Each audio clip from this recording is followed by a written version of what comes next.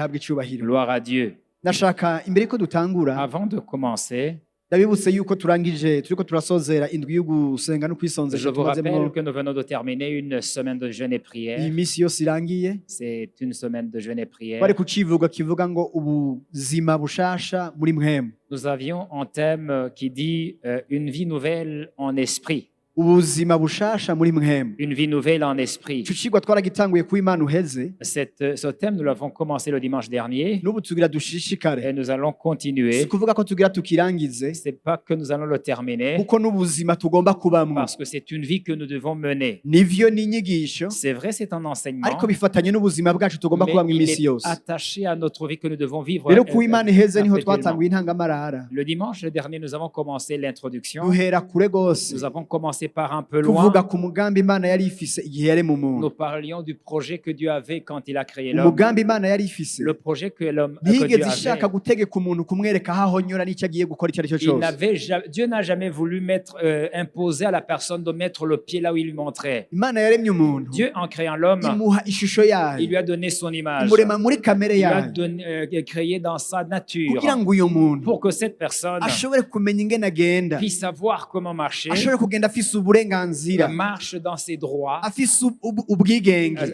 dans toute liberté. Uwo niwo umugambi w'Imana. C'était ça le projet de Dieu. Ariko nico gituma kandi C'est pourquoi aussi Imana yashize igiti hagati mw'itongo Dieu a mis en arbre au milieu du kimenyekanisha iciza jardin n'ikibi, qui fasse connaître le bien et le hama Imana mal. iramubuza kukiryako Et Dieu lui a empêché de manger sur kuko cet Imana arbre. yari izi neza Parce que Dieu savait ko umuntu amaze kumenya ikibi que quand l'homme saura le mal, umuntu azoca atwagwa hirya no hino hagati y'iciza n'ikibi. il sera balancé entre le bien et le mal. Kandi Imana yari yifuza ko aguma mu ciza Mais conyene. Dieu voulait que l'homme reste Ibaza dans ko hari le umuntu ariko bien aranyumva kano uniquement. kanya. J'espère que quelqu'un me Imana comprend ce mu kubuza matin. umuntu kuri kirya giti En empêchant l'homme de manger sur l'arbre de si uko ari ikintu connaissance, kanaka yari ishatse kumwima, c'est pas quelque chose qu'il voulait lui empêcher, lui ariko interdire. bifatanye n'umugambi Mais à wayo cause de son plan, nuko itashaka ko ikibi kiba muri we, il ne voulait pas que le mal habite son cœur. ariko umwanya yariye kuri kirya Mais camwa au jour où il mangeait, et il muri mangea we sur hari iciza l'arbre, gusa, en lui, il n'y avait que le bien seulement. muri we yaganira n'Imana gusa.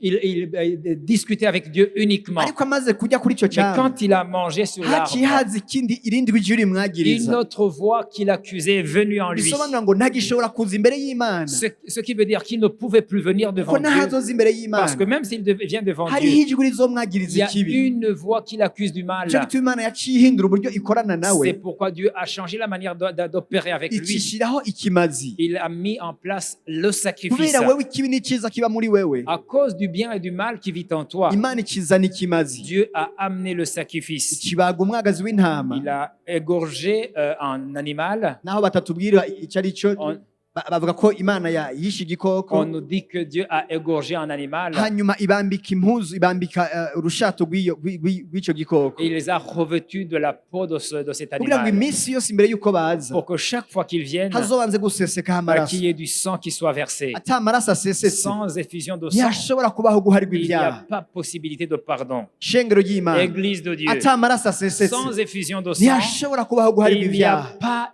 pas pardon du péché. Uko niko Imana yabishatse. C'est ce que Dieu a voulu. Ariko mu kanya gatoya Mais en un peu de temps, abana bamaze kuvuka les enfants qui étaient ba nés, Adamu na Eva les fils d'Adam niwe et Kayini Ève, na Abeli. c'est Adam et Abeli Caïn et ashika Abel. imbere y'Imana azanye ikimazi cy'amaraso, Abel apporta le sacrifice de sang. ariko Kayini we soko yabigize, Mais c'est pas ainsi que Caïn a azana agi. ivyeze vyo mu ndimiro Il a yiwe. apporté les premiers fruits de ses champs. Nico cyatumye Imana idashimisha ikanwa ryiwe. C'est pourquoi Dieu n'a pas admis l'offrande de Imana Caïn. idashimisha ikanwa ryiwe Quand Dieu n'a pas admis acagirira l'offrande, ishari murumuna we il a été jaloux de son petit frère. w'Imana yashimisha ikanwa ryiwe, Celui dont hanyuma l'offrande ahava avait été, aramwica. et il l'a tué. Byumvikana ko amaze kumwica Quand il l'a tué, umugororotsi yarapfuye, le juste venait de hari mourir. hasigaye umuntu atakiri mu nzira yo gukoresha ikimazi nk'uko Imana yabishatse. Il ne restait que celui en impie, un méchant qui ne pouvait plus utiliser l'offrande que Dieu Umuntu avait atakiri donnée. karagendera mu nzira y'Imana, Celui qui ne marche plus selon birumvikana ko Dieu. n'abana biwe atabatwaye mu nzira y'Imana. C'est-à-dire que même ses enfants n'étaient plus dans la voie de Dieu. Yaberetse ko bashobora kwegera Imana mu buryo ubwo ari bwo bwose. Il a montrer à ses enfants qu'ils pouvaient s'approcher de Dieu comme ils icyo voulaient. nicyo cyatuma ibyaha bica bigwirirana mu C'est isi ce qui a fait en sorte que le péché gushikaho augmente imana yicuza icyo yaremeye abantu mu isi jusqu'à ce que Dieu regrette la raison pour laquelle il a créé les hommes. noneho abana b'imana C'est-à-dire les enfants de nibo Dieu, bamarayika les anges. baca batangura gusambana n'abana Ils ont b'abigeme commencé à avoir des relations ubuyobe sexuelles buca avec mu les buyobe filles. mu isi La catastrophe, imana fut la ikirungika catastrophe. umwuzure mu isi abantu bose Dieu irabahonya a envoyé le déluge pour détruire tous les hasigara hommes. umuryango umwe wa nowe wenyene Et il resta une seule famille de Noé. umuryango ugizwe n'abantu Une umunani famille constituée de 8 personnes. nowa n'umugore wiwe n'abahungu batatu n'abagore Noé, babo 3 de ses fils et 3 de ses belles-filles. haleluya Amen. abo bamaze gusigara Quand ils sont restés, nibo basubiye kugira umuryango mu isi ce sont eux qui ont constitué les familles de nibo la basubiye terre. kugwirirana mu isi Ils se sont multipliés. ariko kandi nahone Mais également, icyaha ntikigeze kiva mu le isi péché n'avait point quitté le monde. abantu noneho baja mu bugarariji Les gens sont rentrés dans la gushikaho bashaka rébellion. kubaka umunara bareke gusantara mu isi kuko imana yari Et yarabishatse ils ont voulu construire comment dire, une tour pour ne pas se disperser sur la terre. icyo nicyo cyatumye imana icanganya indimi zabo C'est pourquoi Dieu a confondu le langage. ikibasanzaza mu isi Il les yose a dispersés sur toute la imana imaze terre. kubasanzaza mu Quand Dieu isi les a dispersés sur toute la aha niho terre, tugira tubandanirize kano c'est kanya là où nous allons imana continuer. ikihamagara aburahamu Dieu a appelé Abraham. imana ikihamagara Dieu aburahamu a appelé Abraham. ikimubwira ati va mu nzu ya so Il lui a dit, quitte la maison de No ton mu gihugu père cyanyu. et de ton pays dans ton uje mu pays. gihugu nzokwereka Va dans le pays que je vais te montrer. haleluya Amen. imusezeranira Il lui a uruvyaro promis une descendance. imusezeranira Il lui a uruvyaro promis une naho descendance. yari umutama yari Même ashaje s'il était vieux, imusezeranira il lui uruvyaro promis une naho umugore descendance. wiwe sarayi yari ashaje Même si sa femme Sarah était ibasezeranira uruvyaro il leur promis une kandi descendance. basezeranira ko urwo ruvyaro Il leur promis que ces descendances, izoruha igihugu il donnera à ses descendants un kandi pays. niyaruha ico gihugu Et ce pays, ko bazogira umugisha qu'ils seront bénis. bazogira umugisha Ils seront bénis. kandi aburahamu Abraham, imana yongerako yuko il ajoute, Dieu lui wenda ajouta, kugiza isoko je ry'umugisha te fais une source de kandi bénédiction. amahanga yose Et toutes les nations de la amahanga terre, yose yo mu isi toutes les nations de la terre, abasohotse muri wewe tous ceux qui sortiront de toi, n'abamutse hirya no hino et ceux qui sont d'ailleurs, bazohererwa umugisha murindi ils seront bénis muri wewe en toi. haleluya Amen. bazohererwa umugisha muri Ils wewe seront bénis en toi. isezerano imana yahaye aburahamu La promesse faite à Abraham, si isezerano ryari rifatiye ku kugororoka kwa aburahamu c'était pas une alliance qui tenait de la justice si d'Abraham. isezerano ryari rifatiye ku bikorwa bya aburahamu C'était pas une promesse faite, appuyée par les œuvres imana d'Abraham. yamukuye mu mahanga nk'uko ayandi mahanga yose yari ameze Il a appelé des nations comme les autres nations ariko étaient. imana isezerana ko igomba kubaka ikintu gishasha kumwe nawe Mais Dieu a promis de construire quelque chose de nouveau avec cet homme. uyu munsi turiko tuvuga ubuzima bushasha muri kristo Aujourd'hui, nous parlons de la nouvelle vie en Christ. ubu buzima bushasha turiko Cette turavuga nouvelle vie, hari ico butandukaniyeko elle est différente na isirayeli avec Israël. mu minsi irangiye Dans les derniers jours, narabajije ngo mbega ishengero ni isirayeli et j'ai posé la question de savoir est-ce que l'Église est Israël? aka kanya nagomba twishyure ico kibazo Maintenant, je voudrais qu'on réponde à cette kugira question ngo twinjire muri ubu buzima bushasha dufise pour muri kristo entrer dans yesu la vie nouvelle en Christ.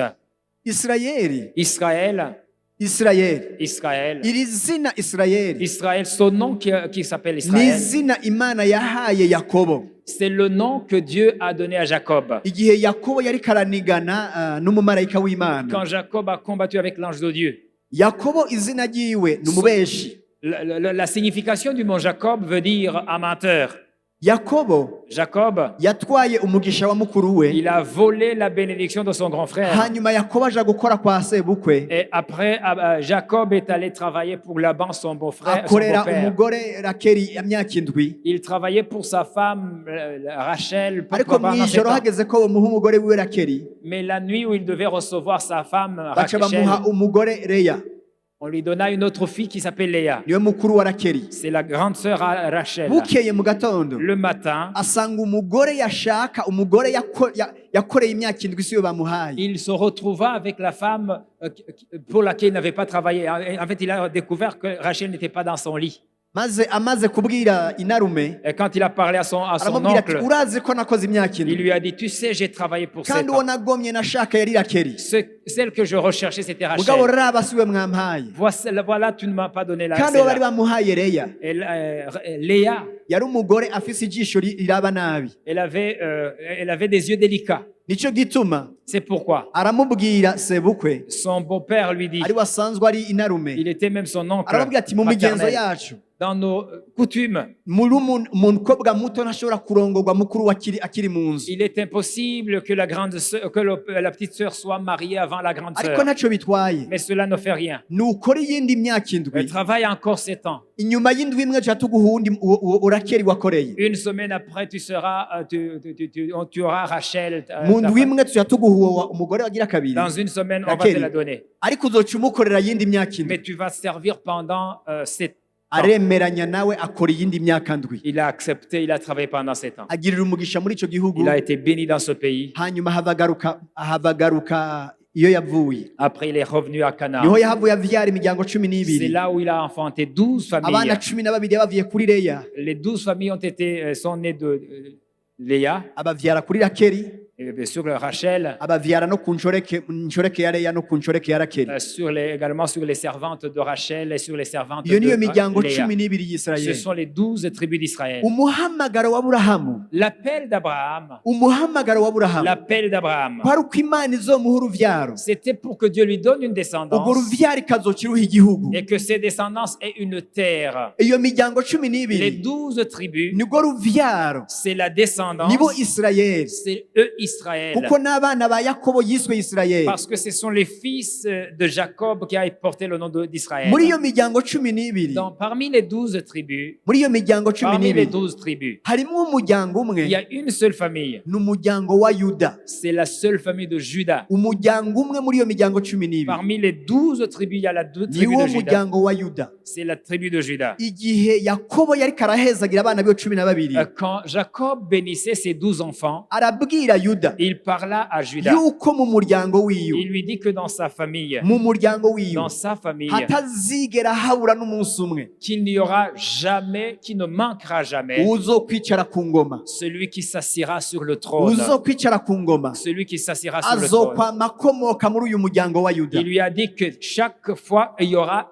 un roi dans la famille de Aravuga Juda. ngo icumu ryo kuganza Le sceptre de la royauté ntirizigera riva hagati y'ibirenge vyawe ne quittera jamais d'entre tes jambes. gushika ryari. Jusque quand? Haleluya. Amen. Icumu ryo kuganza Le sceptre du règne ntirizigera riva hagati y'ibirenge ne vyawe quittera jamais tes pieds gushikaho nyene vyo azozira. jusqu'à ce que arrive le Shiloh. Haleluya. Amen. Gushikaho nyene vyo muri kano kanya. Jusqu'à ce que le Shiloh. Uyu munsi twicaye hano Aujourd'hui, nous nous asseyons kubera ici nyene vyo yaraje, parce que le Shiloh de Dieu est kubera venu. Kristo Parce que Christ, niyo ntare yo mu muryango wa Yuda. c'est lui le lion de la tribu de Igihe Juda. Yakobo yariko arabwira Yuda, Quand Jacob parlait à Juda, yaramubwiye ko abami bazokurikirana, il lui dit que les rois se suivront. yaramubwiye ngo abami bazokurikirana Les rois se suivront gushika kuri Dawidi. jusqu'à David. Dawidi nawe amaze Et kuza quand David arrivera, aravuga ngo kuko umusavyi wawe, parce que ton serviteur atazigera abura umwana wiwe azokwicara ku ntebe ne yiwe. manquera jamais de descendants sur le trône. Dawidi nawe yariko aravuga Kristo Yesu. David parlait de Christ Jésus. Aka kanya nyene vyo yaraje, Maintenant, le Shiloh de Dieu est nyene venu. inganji Le yaraje, véritable règne est venu. umuhamagaro warahindutse. L'appel a changé. Umuhamagaro wa mbere Le premier appel, ariwo muhamagaro wa Isirayeli, qui est l'appel d'Israël, wari umuhamagaro wo kwegeranya ubwoko, c'était un appel de rassembler un wo peuple, kwegeranya de abantu, rassembler un groupe de kugira ngo abo personnes, bantu bamaze kwegerana pour que ces gens ayant été bacike assemblés, ubwoko ils bw'Imana, deviennent un peuple de Dieu. bacike abantu Ils b'Imana. deviennent des hommes de Dieu. Hanyuma Imana Et puis Dieu, ikibaheza ibaha que Dieu umurongozi. leur donne un leader. Nico gituma Imana yamye ibaha C'est umurongozi. pourquoi Dieu leur a toujours donné un leader Ababwira iki? qui leur dit quoi? Abigisha Imana, Qui leur enseigne la Dieu, abaha amategeko y'ivyo bakwiye qui leur gukora, donne des lois, ababwira ivy'Imana qui ikunda, leur donne ce que Dieu veut ababwire n'ivy'Imana et ce que Dieu yanka. ne veut pas. Haleluya. Amen. Haleluya. Amen. Nashaka baduhe umurongo Je voudrais qu'on nous donne ce wo mu gitabo verset. c'Ukuvayo 32. Exode 32. Turasoma umurongo wa mbere. Nous allons lire le premier verset. Kuvayo 32 Exode ku 32, murongo wa mbere. verset 1er. Abantu babonye Mose atevye kuri uyo musozi atamanutse, bakoranira kuri Aroni, baramubarira bati, enda nuturonkera imana zo kutuja imbere, kuko umwe Mose yadukuye mu gihugu ca Egiputa tutazi ico yabaye. Le peuple, voyant que Moïse tardait à descendre de la montagne, s'assembla autour d'Aaron et lui dit, allons, fais-nous un Dieu qui marche devant nous, car ce Moïse, cet homme qui nous a fait sortir du pays d'Égypte, nous savons ce qu'il est devenu. Haleluya. Amen. Ibi bisobanura iki? Qu'est-ce que cela veut dire? Bisobanura ko aba bantu bo nyine ubwabo Ces gens eux-mêmes, barazi ko badashobora kwirongora. ils savent qu'ils ne peuvent pas se Mose yari diriger yaduze eux-mêmes. ku musozi kubonana n'Imana. Moïse était monté à la montagne pour rencontrer Dieu. Igihe cyose Imana ishaka kuvugana nabo, Chaque fois que Dieu voulait parler à eux, ica ku murongozi yitwa Mose. il passait par le leader qui s'appelait Mu gihe Moïse. rero Mose yagiye kuvugana n'Imana Et quand Moïse est monté sur la kugira ngo aze montagne, kuzana amategeko, c'était pour venir apporter la aze loi. kuzana ibyaje Et kubabwira, il venait donner les ordres de Dieu, iby'Imana yamutumye kuri ce bo. que Dieu lui avait Babonye ordonné. yatevyeyo, Ils ont vu prendre beaucoup de temps. babonye iminsi ibaye Les myinshi, jours ont été nombreux. baca bakoranira kuri mukuru wa Mose Et Aroni. ils se sont rassemblés sur Aaron. Baramubwira ati umwe Mose Imana yari Ils yaraduhaye, ont dit, ce Moïse, yaraba yaragiye ntiyagarutse. il est parti, n'est pas revenu. Bavuga ngo ntituzi ico yabaye, Nous savons ce qu'il est devenu. bariko baravuga ati kumbure yapfiriyeyo, Peut-être il est mort là-bas. none turonderera uwundi wo kuturongora, Montre-nous quelqu'un d'autre pour nous diriger. turonderera izindi mana. Montre-nous un autre Dieu. Aroni aca ababwira ati kura imigufu yanyu yose, Aaron leur dit, enlevez vos chaînettes. kura n'ibindi byose mwambaye ku matwi, Enlevez comment on appelle déjà?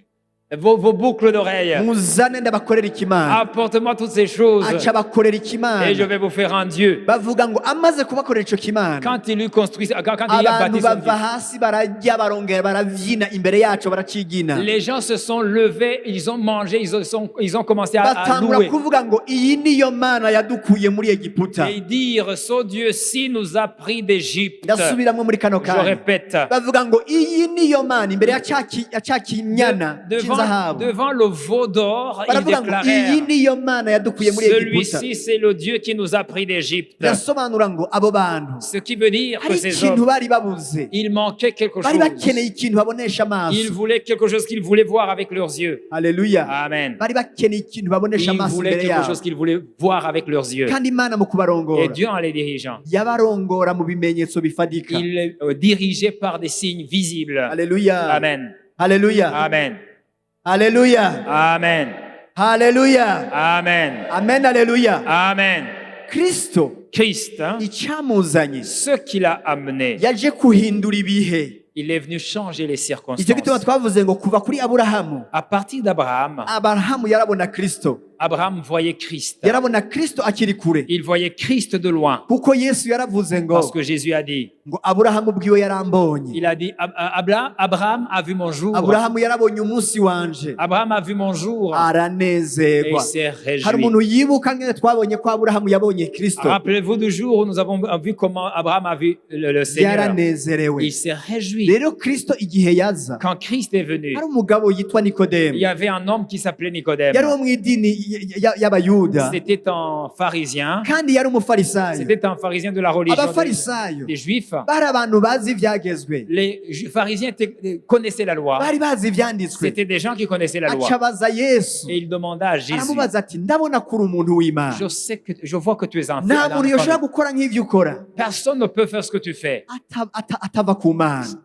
sans qu'il ait vraiment une relation avec Iki Dieu. kibazo nashaka kuciyumvire ko gushasha. Je voudrais que tu penses à cette question. Amubaza ngo nokora iki Que puis-je faire kugira ngo ninjire mu bwami pour bw'Imana? entrer dans le royaume? Nokora iki Que puis-je kugira faire ngo ndonke ubwami bw'Imana? pour avoir le royaume? Urashobora kwibaza icyo kibazo. Tu peux te poser cette Wega question. wokora iki Que peux-tu kugira faire ngo winjire mu bwami pour bw'Imana? entrer dans le royaume? Inyishu itomoye cyane. Une réponse claire. Aca aramubwira ati Nikodemu, Il lui dit, Nicodème, Nikodemu, Nicodème, mu kwinjira mu bwami bw'Imana pour entrer dans le royaume, ntibisaba kwigishwa. tu n'as pas besoin d'enseignement. Nikodemu, mu Nicodème, kwinjira mu bwami bw'Imana pour entrer dans le royaume, ntibisaba gukora ibintu kanaka tu wigishijwe. ne dois pas faire des choses Hari umuntu quelconques. ariko aranyumva Y muri kano a-t-il quelqu'un kanya? qui me comprend? Bisobanura ngo Cela veut dire, Nikodemu, Nicodème, Imana yaraje Dieu est venu. iratora umuntu yitwa Mose, Il a pris à Moïse. aca arabaha ibyagezwe. Il vous a donné la loi. Ibyagezwe Nikodemu urabizi cyane, Tu connais beaucoup la loi, Nicodème. ibyagezwe Nikodemu uranabyigisha,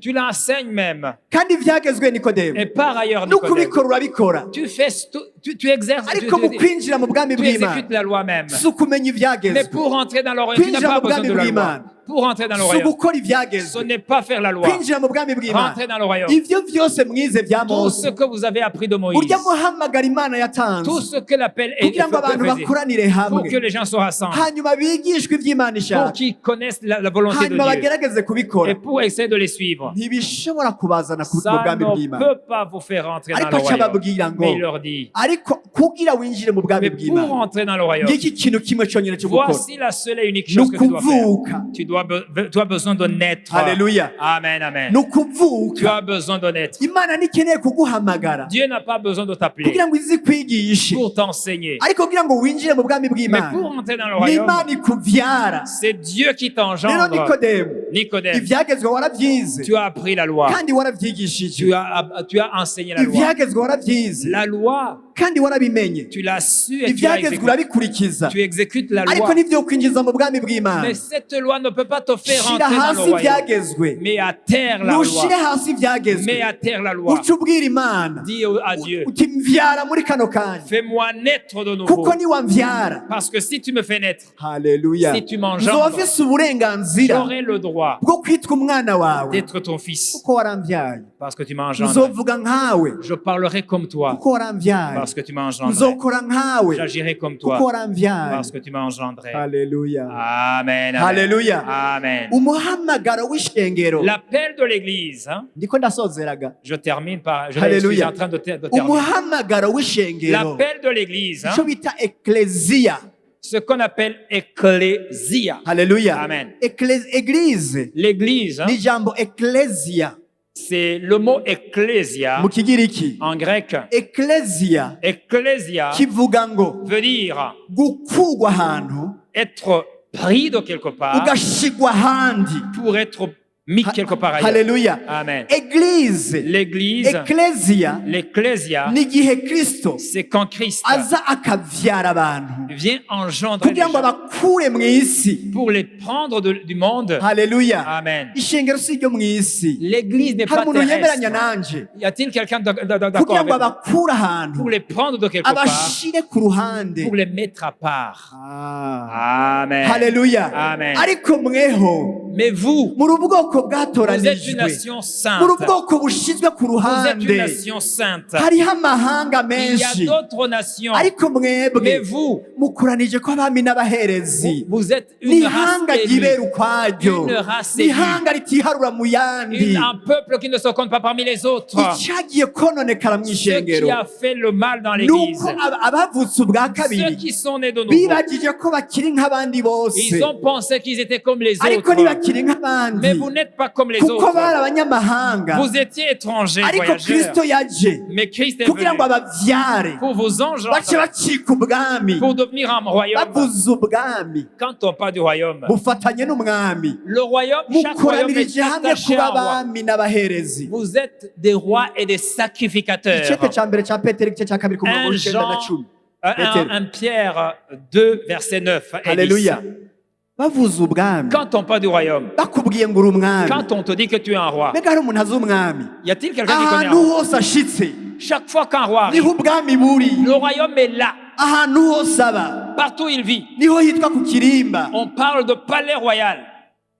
Amen, amen. haleluya Amen. naho yo kwinjira mu karuri Même s'il rentre dans un akavuga poulailler, ati kuva uyu munsi nzoba ngaha désormais j'habiterai ici. ikirimba kiri hehe Le royaume est, le palais est où? haleluya Mukaruri. amen haleluya Amen. ubwami Le royaume bugendana n'umwami marche avec le nicyo roi. gituma kristo igihe yaza C'est pourquoi quand Christ est venu, ndavuga ngo ubwami bw'imana il a dit le royaume de buri Dieu hagati est yanyu au milieu de vous. kubera ubwo bwami Parce que le bwari royaume, muri kristo il yesu était en Christ muri kino Jésus. gitondo Ce matin. ndashaka abami bambwire amen Amen, amen.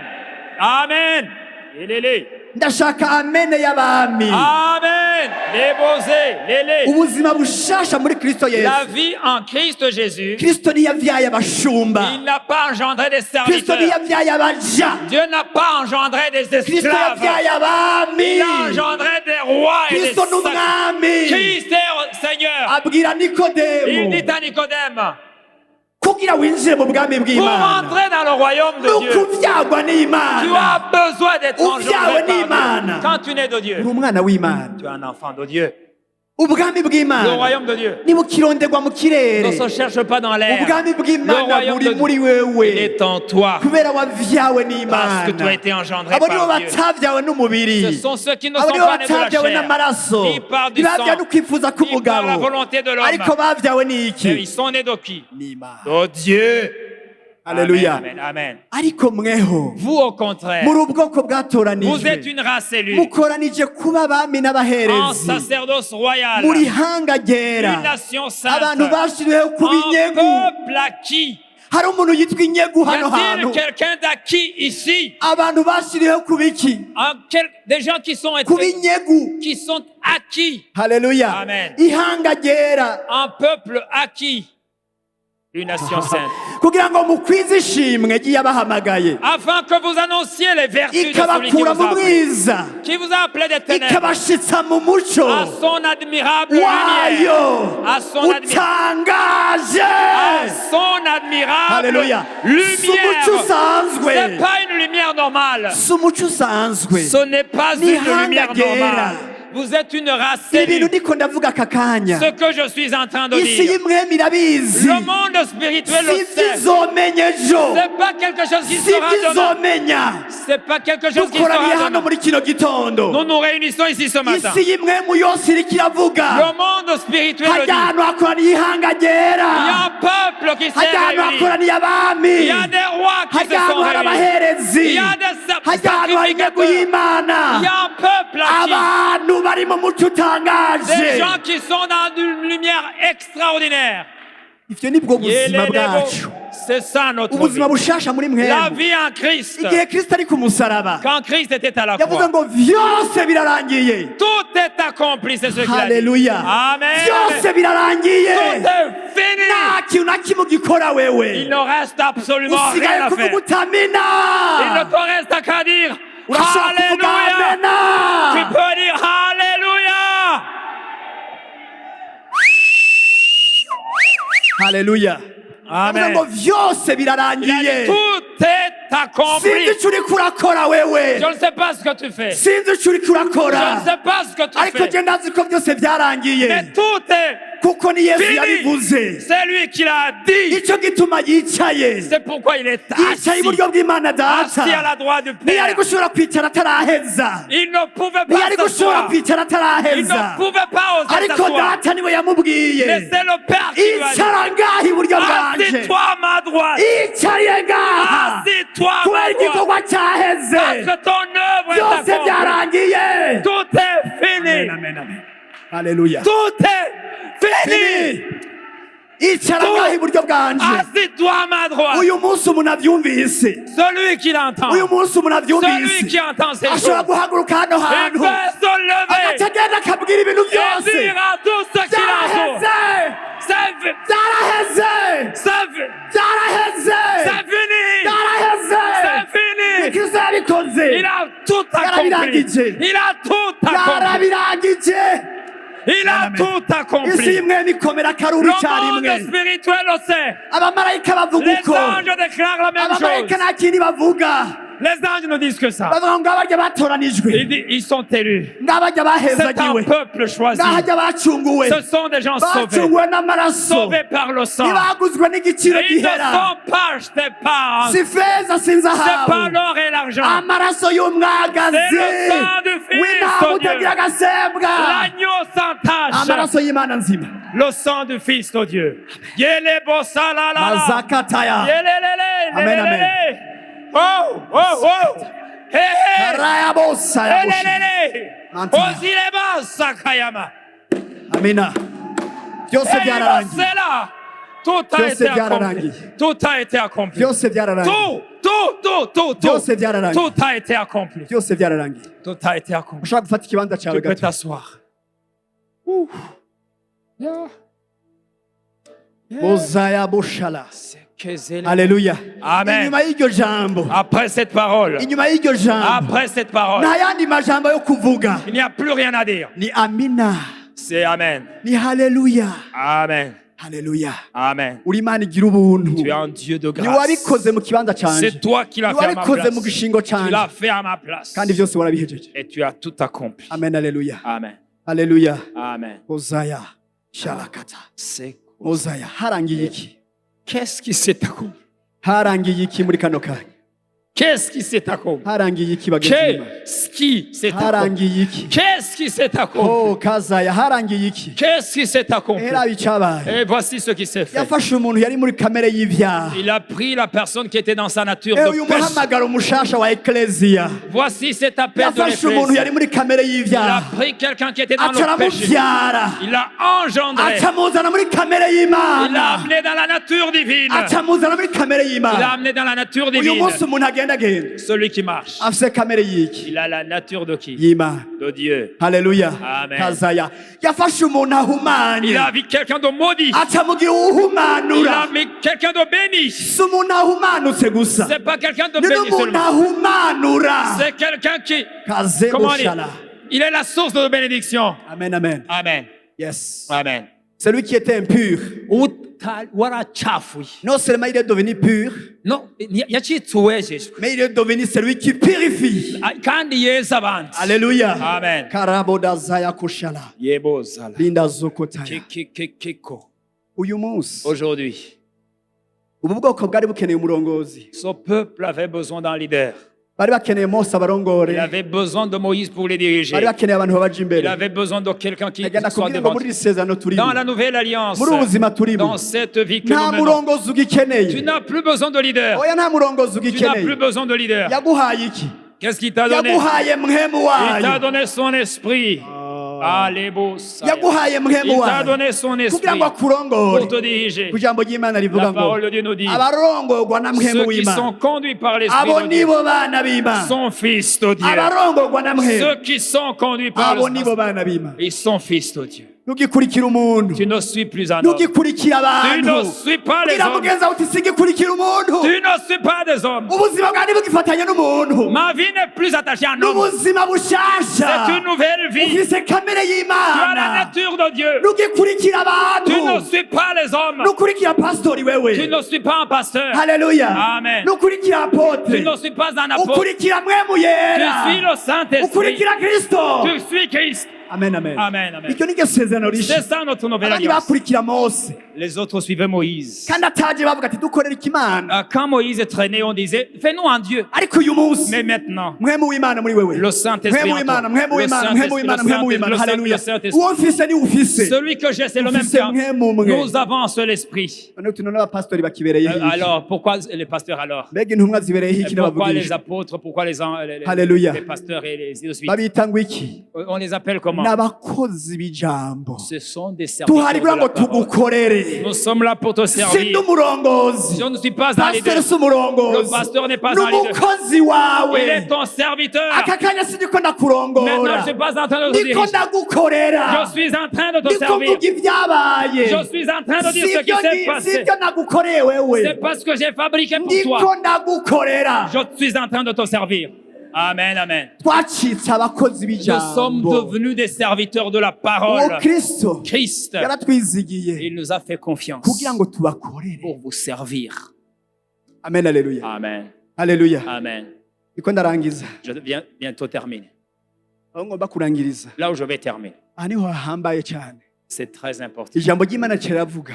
La parole de Dieu nous dit. Ijambo ry'Imana La kiravuga. parole de Dieu nous dit. Abaroma igice cya mbere. Romains chapitre Umurongo 1er, wa 16 na 17. versets 16 et 17. Haca haravuga ngo La Bible nous dit, uko ubutumwa bwiza butantera isoni. car je n'ai point honte de l'évangile.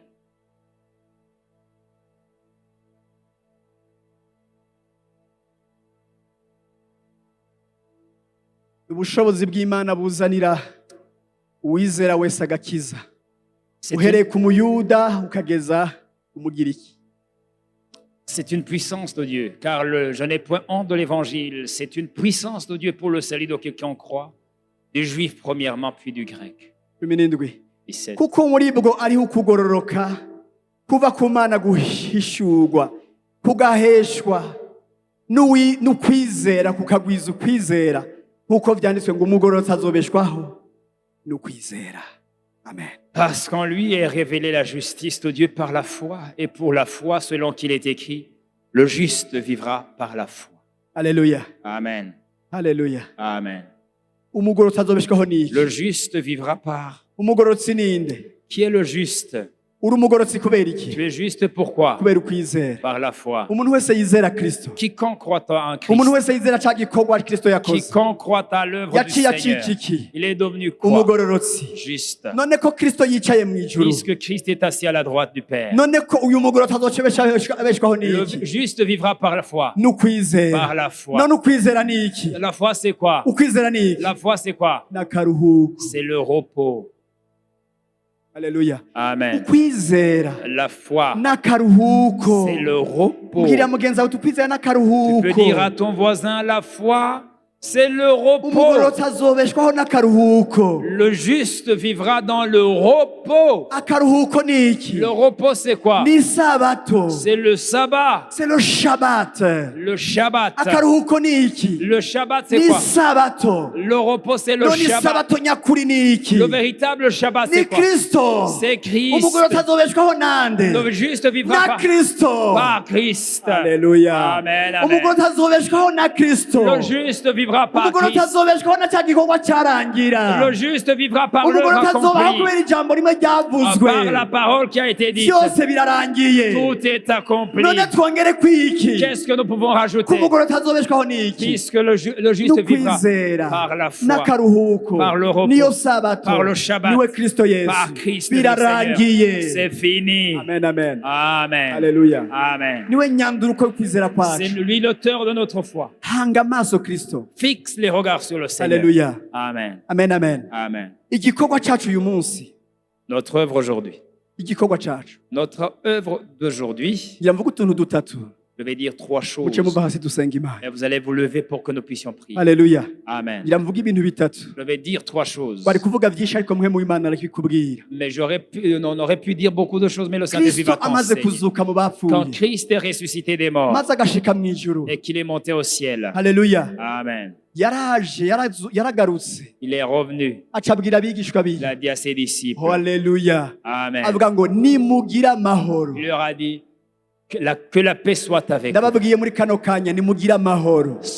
Que la paix soit Yesu avec vous. yarazutse. Jésus est Ni ressuscité. muzima. Il est vivant. Yaca avuga ngo nimugire amahoro. Que la paix soit avec vous. Nahawe ubukuru J'ai reçu le pouvoir ku isi sur la terre no mu ijuru. et au Inyuma ya ca ciel. gikorwa canje, Après l'œuvre accomplie, mfise ubukuru bwose j'ai reçu tout pouvoir ku isi sur la terre no mu ijuru. et au ciel. Ubu rero namwe rero Maintenant alors, nimugende. allez, Uwunyizeye wese, quiconque croira en moi, uwunyizeye wese, quiconque, nimuce murindira gatoya. attendez un tout petit peu. Haleluya. Amen. Ninde afise ubukuru bwose ku isi no mu Qui a ijuru? tout le pouvoir sur la terre et au ciel. Ninde afise ubukuru bwose ku isi no mu ijuru? Qui a tout le pouvoir au Ni ciel et sur la Kristo. terre, c'est Christ. Asabwe ati murindire gatoya rero. Attendez un tout petit peu. Murindire gato. Attendez un tout Hariho petit peu. isezerano data Il y a yampaye. une alliance que le Père m'a Hariho donnée. isezerano data Il y yampaye. a une alliance Ko azompa mwemu qu'il yera me donnera le Saint-Esprit. akamumpa. Il me le donnera. Uyo mwemu Le wanje, Saint-Esprit, uwo mwemu mon esprit, nzoca ndamubasukako je vous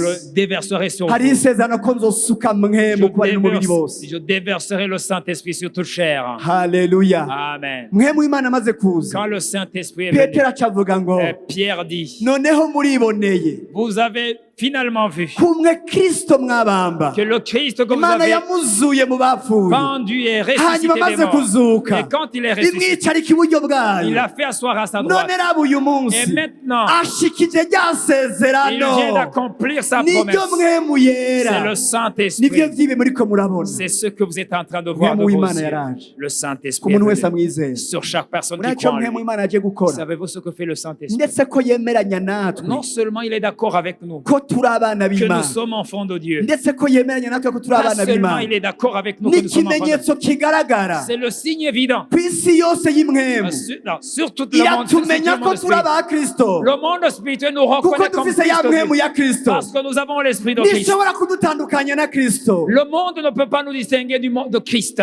hari Ah, et il y utavyumvise a quelqu'un qui n'a pas bien ku entendu. bwa mpwemu w'imana ari muri Par le twebwe Saint-Esprit qui est en nous. mu isezerano rishya yitwa mpwemu wa kristo. Dans le Nouveau Testament, il s'appelle l'Esprit de Christ. Haleluya. Amen. Isezerano rya kera ni mpwemu w'imana. Dans l'ancienne alliance, c'était l'Esprit de Dieu. Haleluya. Amen. ariko kristo amaze gupfa, Mais quand Christ est mort, kristo niwe yabanje guhabwa mpwemu nk'uwiwe, c'est lui qui a d'abord reçu le Saint-Esprit. hanyuma atashobora Et il kumutanga. pouvait le donner aux autres. uyu munsi yaba afise mpwemu wa kristo, Nous avons l'Esprit de Christ. nta tandukaniro rihari hagati yawe na kristo. Il n'y a aucune différence entre toi et nicyo Christ. gituma uyu munsi uriko uragendagenda, C'est pourquoi quand tu marches, woshobora kubwira ikintu tu cyose, peux parler à chaque chose. woshobora kubwira ikintu Tu cyose. peux parler à chaque situation. ndakubwiye Je t'ordonne, have mu izina rya yesu kristo, quitte cet endroit dans le nom de kandi Jésus-Christ. nicyo haguma, Et ça ne peut pas rester. oya nicyo haguma. Ça ne peut rester. icyotuma cyonyine kihaguma Ce qui peut faire qu'il reste, n'igihe wotirikana mu kwizera c'est kwawe. quand tu douterais dans ta foi. abakolosayi Colossiens, igice cya mbere, premier chapitre. abakolosayi Colossiens, chapitre igice cya 1er. mbere, Chapitre dusome ku 1er. murongo wa 21 gushika kuri 23. Lisons tunyarutse. 21 à 23. namwe abari baratandukanijwe n'imana kera, mugahindurwa abansi bayo mu mitima yanyu n'ivyo mwakoze bibi, none yabuzurije nayo mu mubiri w'umuntu kubw'urupfu yapfuye, ngo abashikane imbere yayo murabera, mudafise agasembwa, mutagira ico mwogawa. Haleluya. asangwa muhora mwizeye, mushinzwe neza, mutanyiganyiga, mudatirimuka mu byizigiro biheshwa n'ubutumwa bwiza mwumvise, bwavuzwe mu baremwe bose bo munsi y'ijuru, ubwo jewe Pawulo nacikiye umukozi wabwo. Haleluya. Et vous qui étiez autrefois étrangers, ennemis par vos pensées et par vos mauvaises œuvres, il vous a maintenant réconciliés par sa mort dans le corps de sa chair, pour vous faire paraître devant lui saint, irrépréhensible et sans reproche. Si du moins vous demeurez fondés et inébranlables dans la foi, sans vous détourner de l'espérance de l'évangile que vous avez entendu, qui a été prêché à toute créature sous le ciel, et de moi, Paul, j'ai été fait ministre. Haleluya. Amen. Yabuzurije nayo, Il vous a réconcilié. yabuzurije Il nayo vous a réconcilié mu rupfu yapfuye, par la mort de sa chair, kugira ngo ibashikane imbere yayo. pour vous faire paraître devant lui. Funga amaso yawe gatoya, Tu peux fermer tes amatwi yeux. yawe ntuyafunge, Ne ferme pas tes kugira oreilles bibazane ibashikane imbere pour yayo, vous amener devant lui, murabera, pour vous faire paraître de saint mutagira agasembwa, et irréprochable, mutagira ico mwogawa, irrépréhensible, kugira bashikane imbere pour y'Imana, vous amener devant Dieu, murabera, saint, mutagira agasembwa, mutagira irrépréhensible, ico mwogawa. sans rien d'accusation. Haleluya. Amen. Haleluya. Amen. urashobora kuvuga mbega aka kanya Est-ce que tu peux dire, uti nduwera, Duera, singira agasembwa, singira singira ico nogawa singira ico nogawa imbere y'Imana. imbere y'Imana.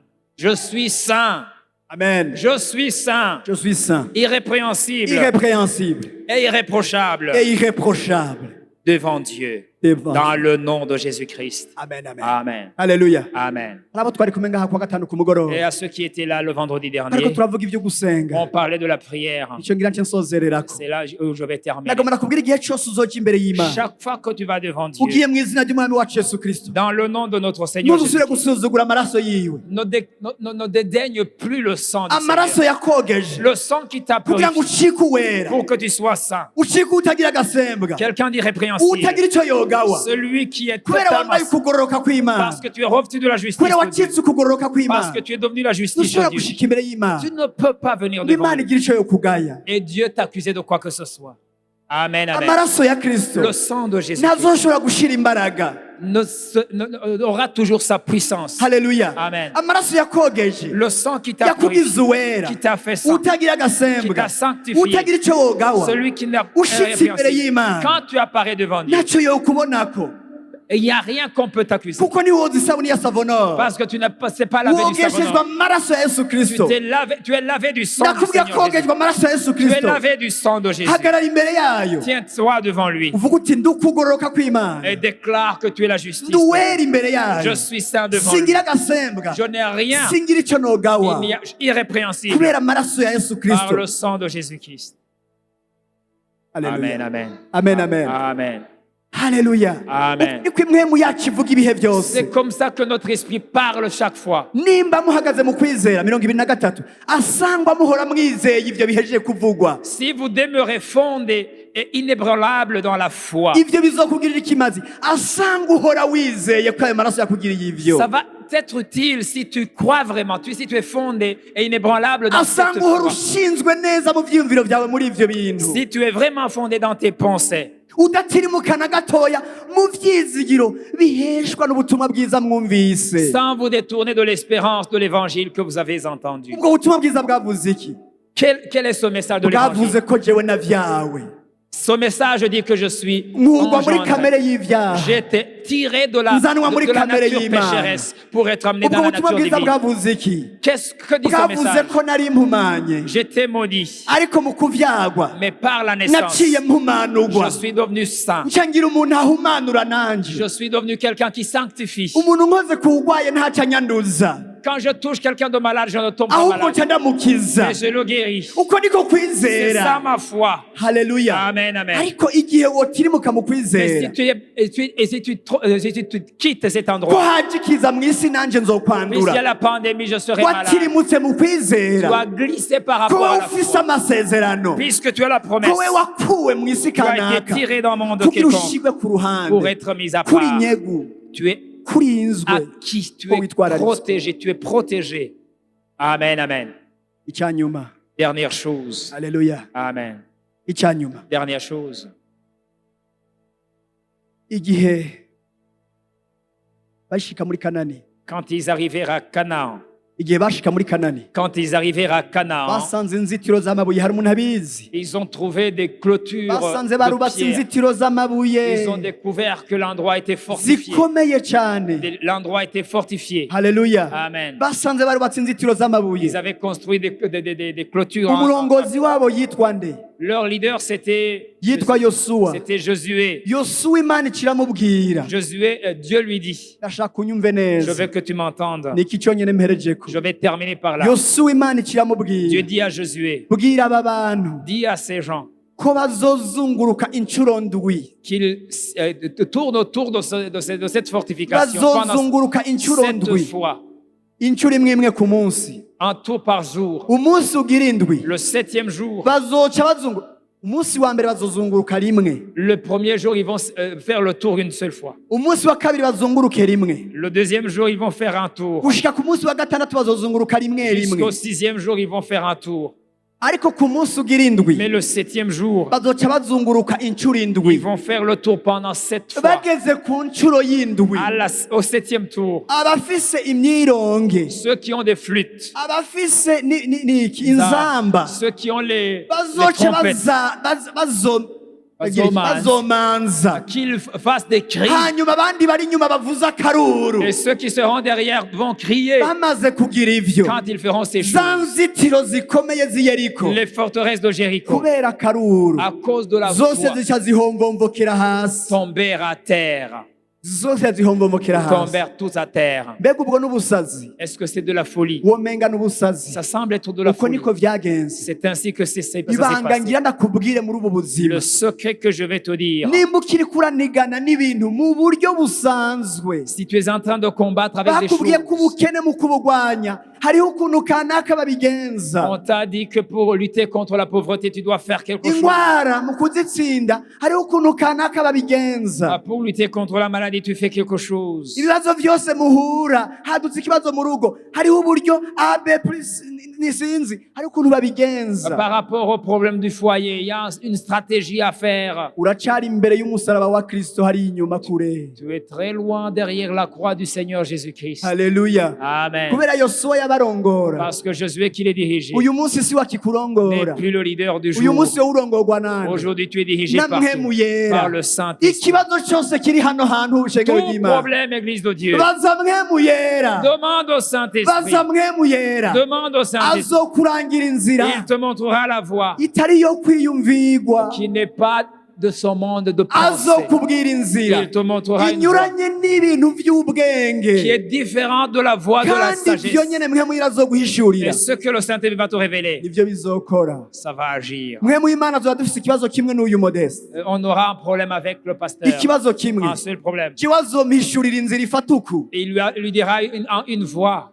ifata gutya Une voie qui va à gauche. nawe amubwira iyifata hariya Et moi, j'aurai une réponse à ariko droite. inyishu izoba Mais iyihe la réponse sera laquelle? izohurira hamwe Ils se rencontreront quelque part. haleluya Amen. nicyo gituma icyaremwe gisha C'est pourquoi la nouvelle créature, kiba mu masengesho il vit dans la prière. kirondera direkisiyo ya mwemu Il yera cherche la direction du Saint-Esprit. ashaka kumenya ivy'Imana Il yiyumvira cherche à savoir la volonté de Dieu. gusumba kumenya ivy'isi ivuga ku Plus bibazo que ce que le kanaka monde dit par rapport aux différents problèmes. ubu buzima bushasha La bwo muri vie mwemu spirituelle en esprit. avuga ngo niyaza Quand il uwo viendra, mwemu yera niyaza l'esprit, quand il sera là, azobarongora mu kuri il vous kose dirigera dans toute la ukuri kose ni connaissance, ukuhe dans toute la vérité. pasiteri igihe yadusomera Quand la vérité, c'est quoi la vérité? pilato yaramubajije Pilate lui demanda. ngo yesu yamubwiye ngo naje gushingira intahe ukuri Il lui a dit, je suis venu à témoigner pour la vérité. pilato acamubaza Et Pilate lui dit, ukuri ni ukuhe qu'est-ce que la vérité? yesu ntacyo yamwishuye Jésus ne l'a pas urazi répondu. igituma yesu atamwishuye Savez-vous pourquoi il ne l'a pas uri répondu? kumbaza ukuri Tu me demandes la vérité. kandi uhagararanye n'ukuri